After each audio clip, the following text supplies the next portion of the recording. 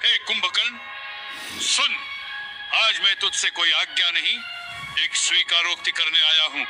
मैं रावण, लंकापति, त्रिलोकी में भय का नाम, आज अपने ही जीवन की सबसे बड़ी भूल का सत्य तुझसे साझा कर रहा हूँ। भूल ये नहीं कि मैंने राम से शत्रुता की, वह तो मेरे अहंकार का व्रत था।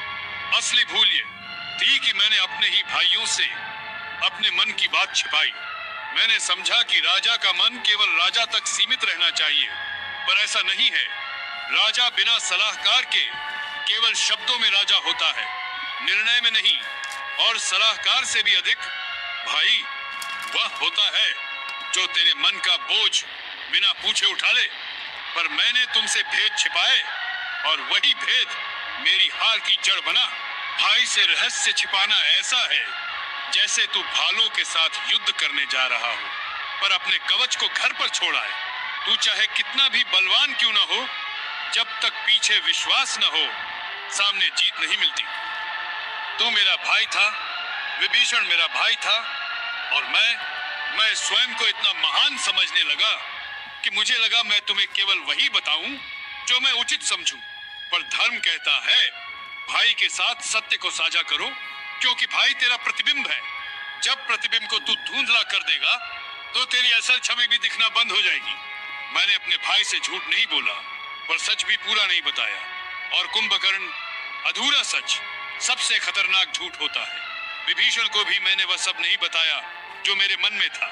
और जब सत्य छिपाया जाता है तो अविश्वास जन्म लेता है। विभीषण राम के पास गया क्योंकि मेरे मौन ने उसे दूर कर दिया।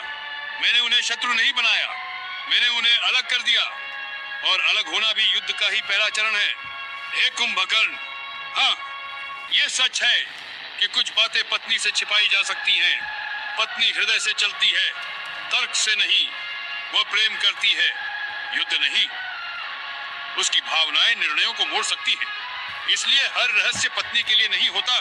पति को कुछ बातों का भार स्वयं उठाना पड़ता है। पर भाई वह है जो तेरे समान चलता है, तेरे समान सोचता है, तेरे समान लड़ता है। पत्नी साथ देती है, भाई रक्षा करता है। इसलिए जहां पत्नी को कुछ रहस्य बताए बिना घर चल सकता है, वहीं भाई को रहस्य बताए बिना साम्राज्य नहीं बचता। राम और लक्ष्मण को देख, एक ने युद्ध किया तो दूसरा छाया बनकर साथ खड़ा रहा। कोई भेद नहीं, कोई संदेह नहीं। यही कारण है कि वे विजय को प्राप्त हुए। और मैंने अपने ही भाइयों को सत्य से वंचित कर दिया और अपने ही दरबार को असत्य से भर दिया। ये धर्म का नियम है कि सत्य विभाजित नहीं होना चाहिए। धर्म तभी टिकता है जब भाई एक हो, और भाई तभी एक रहते हैं जब सत्य साझा हो।